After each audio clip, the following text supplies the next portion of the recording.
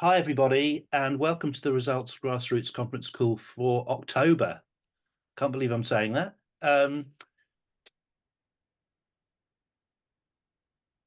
Yeah, well and truly into autumn. I hope not too many people have been flooded out or anything like that. I don't think this is anybody, apart from our guest speaker, I don't think this is anybody's first time on the call. So the bit where I introduce myself and say hello, I'm not going to do. Yeah, all friends so far. Yeah, we're going to be speaking a bit, well, we'll be hearing later from our speaker on this month's campaign action. And you probably know by now that it's on the importance of vaccinating children right around the world. So I think I've got captions and recordings on. So as usual, the housekeeping messages. Please do keep yourself muted during the call. And if you've got any questions or comments, we'll try and pick them up using the chat box. We can turn captions on off using the Zoom toolbar, and as always, we're recording this call so that we can put it on our website afterwards. And if you prefer not to be visible, then by all means, feel free to turn your video off. And yeah, welcome to everyone who's just joined. Does anyone want to say hello before we get going? Hello, Pete. Hi, Deirdre. Bit of thumbs up there. Oh, Kathy's there as well. Hi, Kathy. And Sanjay and Jay. Great. Well, tonight we're joined on the call by a couple of other Results staff members as well. And so we have Sudhna Lakhani, who is our new Parliamentary Advocacy Officer on Nutrition. And she'll be helping me behind the scenes with running this Zoom call. And also we have Sahira Ramzan, our Senior Policy Advocacy Officer on TB, who I think quite a few of you know by now. So welcome both of you. Yeah, nice to be here and see everyone again.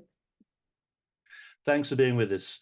So I'm going to start, as always, with my usual updates on Results' advocacy in the political context for our work over the last kind of month or so.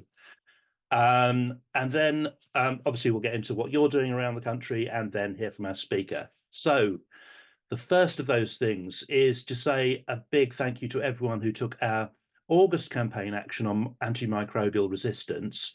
Obviously, that's already become a very big health threat, costing millions of lives. And so we really need the world to work together on this.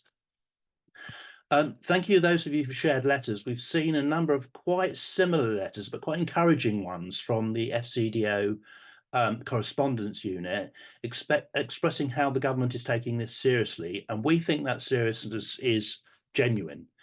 The former Chief Medical Officer, Dame Sally Davis, is now the government's special envoy on AMR and has been spearheading the UK's efforts. So in your letters, you requested the government to send the development minister to the high-level meeting in New York last Thursday to demonstrate how seriously they're engaging with this. And in fact, the Foreign Secretary himself, David Lammy, turned up at the event and delivered the UK's speech at the session. And we're going to link to that in the chat in case you want to read it. It's quite short, and as we expected, there are no specific new commitments, but we are really pleased with this result. I think for the FCDO to have received quite a number of letters on this topic and have had to formulate a well thought through reply at the same time as writing this Foreign Secretary's speech, I think is bound to show that this was an action with real impact. So thank you to everybody who promoted Results' advocacy on this. I think this is a great result. Our head of policy, Alex Runswick, was at the UN General Assembly last week. She's taking a well-deserved break this week, so we can't get her view of what happened directly right now.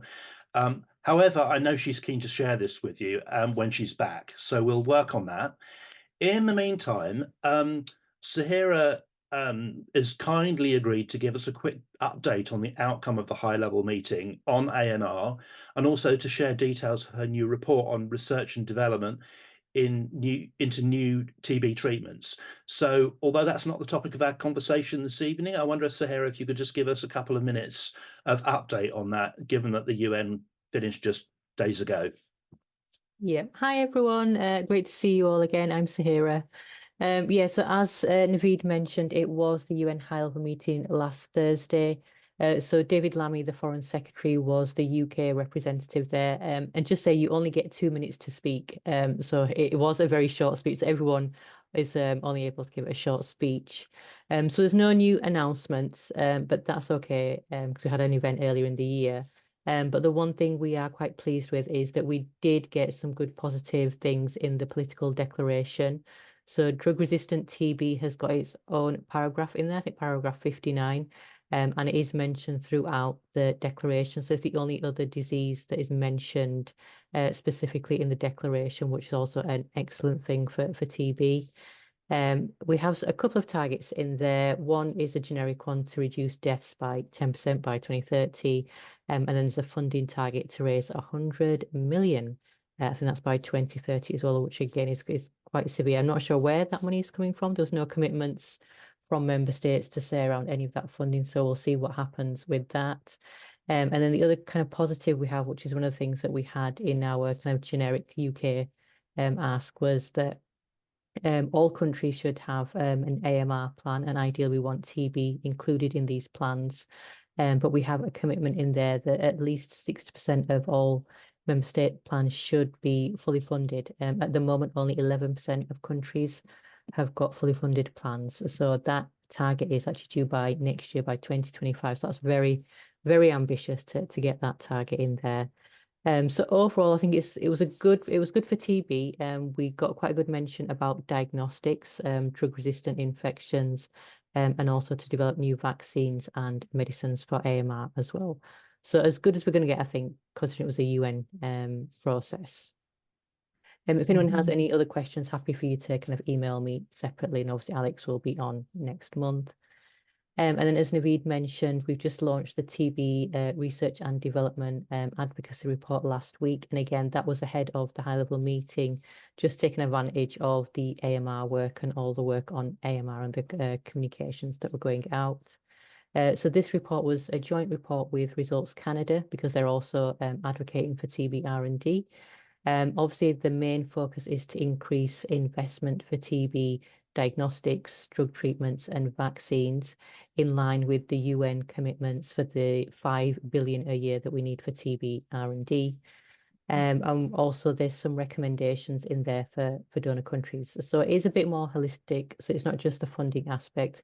We've also put some case studies in there to show what progress has been made with the funding that we have received for TB R&D.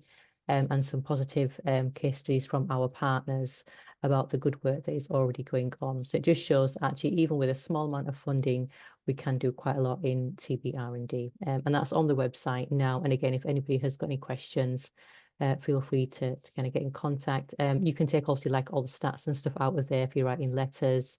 We've put a link to kind of AMR and health systems and PPR to kind of link everything together. So if you need anything from there, feel free to obviously reproduce that in your letters like you usually do. Yeah. So I'll stop there, Naveed. Yeah. Thanks, Sarah. You packed a load into 3 minutes there. That's amazing. So we put the link to the report in the chat, and also if you want a kind of more of a summary of the kind of AMR sort of information, you can look back at August's action materials. I'm sure you've seen that. And thanks to everybody for playing your part in getting, I think, really quite a positive outcome from the British government. Positive response there. So since our last conference call, we've also had a blog published on our website by John Bonsall, our pandemics policy officer. I'm not sure how many of you have met him yet, and we'll have to try and get him on a call at some point. And that links together the need for research and development into new TB vaccines, the link between TB and AMR, and also the need to be ready for future pandemics. So again, it's kind of well worth a read, and it shows really clearly how our advocacy on these global issues link together and how we need to address these challenges in a holistic way. So again, that's gone into the chat box for you, and you can have a look at that whenever you feel like it. On the topic of new publications, sorry, we're rolling out loads of publications here, but it's all interesting stuff, I hope you'll agree. Senior Policy Officer on Nutrition, Sunit Bagri, who I think some of you will have met at the summer gathering, has also published a new report on how the repayment of interest on national debts is increasingly preventing countries from spending money on their health systems and on fighting malnutrition. And he's managed to get some great publicity for this report, and we're going to link to both the report and a press article in the chat.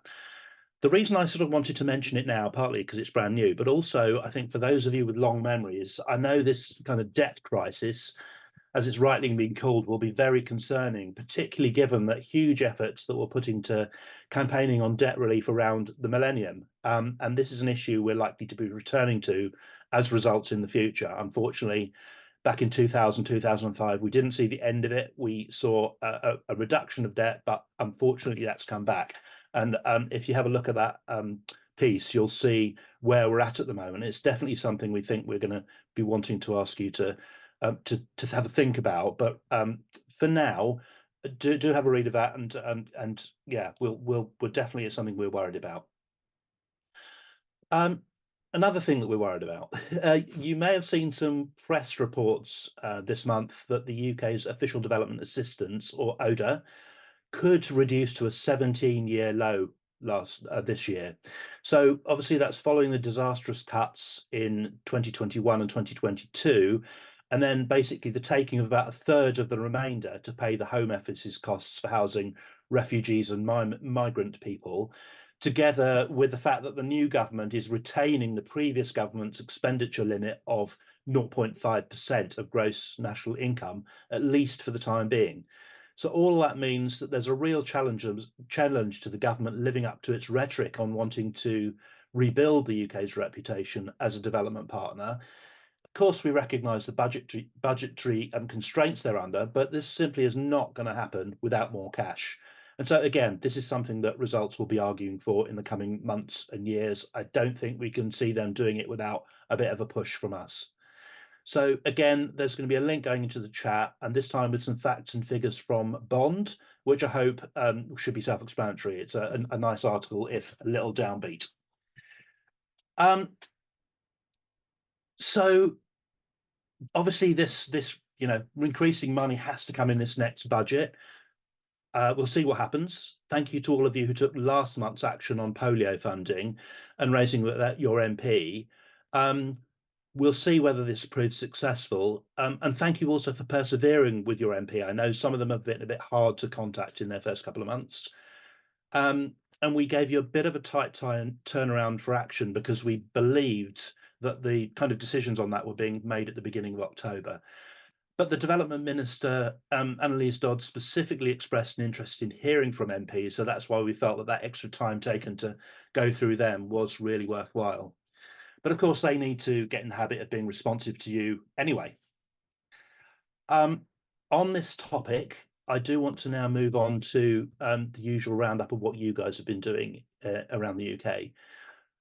So a massive thank you to everybody who invited your MP to the development fair that we ran in Parliament to introduce our work to the new MPs, particularly on the 9th of September. We had a really good turnout in a very small room. We had about 35 MPs came along altogether, which we were really pleased with. And we had really good conversations on the day about their interests and what they might be interested in working on in future. We know of 3 MPs at least who came because of your invitations. So well done to Florence, Deirdre, Angela and Kathy for being so persuasive. And also thank you to everyone else who helped promote this event with your MPs. And I think there's a little post. We've got some pictures for you to see on the social media post if you're interested. Sugna, did you want to say anything about the event? I think you were there. It was one of your first days at Results, wasn't it? Yeah, sure. Hi everyone, I'm Sugna. I'm the new Advocacy Parliamentary Officer for Nutrition. It's really nice to meet all of you. Like Naveed said, the event had a really great turnout. Really, it was my second week at Results, so a great way to start. And we spoke to loads of MPs across parties about all things international development. I was, of course, at the nutrition stand, but there was loads and loads of interest on global health, child health, conflict, and there was so much, like a big buzz around everything. And I think, yes, thank you so much for reaching out to your MPs. I know it isn't always easy to get them to contact you back, but it does make a huge difference when you do. So thank you so much. Thanks, Inga. So we had a bit of a busy month. We were also at the political party conferences, and I think, in fact, AXA, who some of you know, is still at the Conservative Party conference as we speak. Richard and also Florence were at an event at the Labour Party conference. I don't think either of them are on this call. Are either of you here? No, it doesn't look like it. So I was hoping that one of them would be able to say how it was being at Labour Party conference, but we will have to wait for another time. As with the development fair in Parliament, results staff go to these events basically in order to meet MPs, develop relationships that we can build on in future. You understand all of that, and of course, it's gaining that cross-party support that we need. So we've already talked about your response to the advocacy on AMR. Thank you, everybody who shared their responses that you got back from the FCDO. I see things from Tony, Jill, Pete, Kathy, Kush. Sorry, is there anyone else I've missed? And would anyone like to share anything about their correspondence with the government or their MP this month? I have a question. Go for it, Pete. Do I need to respond to the letter from the FCDO? Need is no. I think that the correspondence unit will have written, as far as I can see, they're very similar letters to the one I've seen. So that they're expecting to have given you information. I think what we'll do, we'll need to go away and ponder on it as a staff team, because obviously we've got to work out what our next monthly actions will be. It may be that we come back to AMR and respond to that, but it might well be that we come to another issue first. Obviously, this month it's going to be about child health. So let's get back to you on that one. But I think for the time being, the answer is no.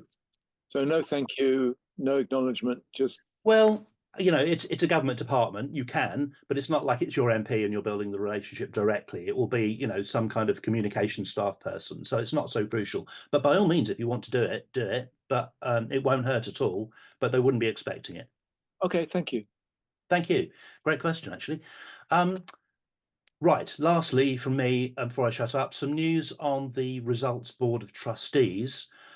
Richard, as the new grassroots trustee, has attended his first board meeting, and I was hoping he'd be able to report back at this meeting. But again, he's not here right now, so we'll have to postpone that. But do ask him. I can get you his email, or we can put it in the chat. And also, yeah, and he can give you information about that. Since then, another member of the Grassroots Network, Karen from Edinburgh, has also been recruited to the board as a regular trustee. So she applied to be recruited in the normal way, not elected from this network. So many congratulations, Karen. And so together with our existing or previously existing Grassroots trustee, Kush, we now have three members of this network on the board. So I'm really confident that we've, you know, got that volunteer voice representing our board extremely well. So thank you to all of you guys. Right. I think it's high time to jump into the main topic of the meeting tonight, which is the importance of maintaining strong global immunisation programmes. And that's obviously to prevent a whole range of common diseases that could easily be vaccinated against, but which continue to take lives unnecessarily every year by their millions. So to talk to us about this and to share information about the biggest international organisation that helps deliver this work in lower income countries around the world, namely Gavi, the Vaccine Alliance, I'm delighted to be able to introduce our guest speaker this month, who is Mary Gallagher. Hello, Mary. Welcome. Hi, Naveed. Very happy to be here. Thank you so much for joining us this evening. I hope you can see that you've got people around the country who are very interested in these kinds of topics, and I hope we'll have a really good discussion. So Mary is a freelance policy and advocacy advisor with experience in campaigning for vaccine equity, and she's interested in work that ensures all children, regardless of where they are, have access to life-saving vaccines. I should also say that she's currently collaborating with Results on a new policy paper that will explain how immunisation programmes and malnutrition programs can be delivered together more effectively. But I think, given the time, that's probably a story for another day. Yeah, thank you for joining us. I'm really looking forward to hearing what you have to say about this topic. And as you can see, we've got people on this call from right around the country. Some of us have been campaigning on global health issues, including previous Gavi replenishments for many years, but also some people are a lot newer than that. And I think the network also has a pretty good track record of gaining political support and therefore contributing to the financial resources that go into these global health goals. So in a minute, we'll go into the pre-arranged questions that we've sent you, but I wonder if we could start before that just by hearing a bit more about you and what's your background and what motivates you to work on vaccine equity, if you're okay with answering that. Yeah, very happy to, and I'm just delighted to be on the call, so thanks, Naveed. So I've been working on immunisation policy in various regards for about 10 years now. The last few years have been through quite a global lens because I have recently ended a post with the Global Vaccine Alliance, Gavi. I spent 2 years as their special advisor for the civil society constituency, which is which has a seat on the Gavi board. Prior to that, I was working for Médecins Sans Frontières, and I was doing various vaccine policy work for them. But I had a particular focus on the COVID vaccine and how we can achieve equity of distribution. So I've been working on a global scale in a very small personal way, but I'm really happy to be on this call because I really cut my teeth in the UK scene of campaigning and activism and writing to MPs. So it's really nice to come back to. You asked me kind of what motivates me to work on this area, and wherever possible, I always like to try and wedge in a quote from Jonas Salk, and maybe many of you will know this quote already, but Jonas Salk was the scientist who developed the polio vaccine, which was a remarkable achievement in human history. And he was interviewed about this development in 1955 on an American TV channel, and it's obviously big news all over the world. And the interviewer asked Jonas, so who owns the patent to this vaccine? And Jonas looked really surprised, and he responded and said something, I won't do the accent, but it's something around, well, I suppose the people do. There is no vaccine. And then he paused and he laughed and he said, you couldn't patent the sun. Now, I'm not going to try and talk in detail about intellectual property because there are very divergent views on that and things have shifted since 1955. But the reason I like that quote and do keep it in mind is because it speaks to the justice element that we really need to keep at the front of mind when we think about health technologies like vaccines. And Gavi does a huge amount of work to improve access to vaccines. But Gavi's partners, I think there's a real strong justice and equity thread that runs through many of those partner-based work that is done. So yeah, that's just a small quote to sort of talk about when you asked about motivation. I like to just shove that in where I can, even though what I'm talking about right now isn't around patents, but I think, you know, the broader picture of vaccine justice. So yeah, that gives a snapshot of me, probably. That's brilliant, thank you. I love that, quote as a way of sort of getting us to remind ourselves about the kind of equity side of things. That's really helpful way of entering into the conversation, because we're going to go down a lot of detailed rabbit holes, I'm sure. So really great to remind ourselves as why this is important. Okay, so if we can go into the first pre-arranged question now, and I think that's coming from Paul, is that right? Yep, that's coming from us. Hello. And it's Harriet here rather than Hi, Harriet. Hi. Mary, what difference would improving access to vaccinations make around the world? Thanks so much for that question. I was really happy to get that sort of overview question when I saw it come through in my inbox, because we take this technology for granted, but it holds huge amount of transformative potential. But I would like to maybe split that question in two, because I think before looking to the future, we can also take some confidence from the recent past and what improving access to vaccinations has actually achieved. And what's nice about vaccination is that there is data to help us understand impact. And often in these sorts of global health initiatives, it's hard to quantify number of lives saved. But when it comes to vaccines, it's a bit easier to look at the modelling. And I mentioned I've worked with the Global Vaccine Alliance, which was established in 2000. And in the last 24 years, huge progress has been made on vaccination, global vaccination. So since 2000, 1.1 billion children have been immunized. And if you live in a Gavi supported country,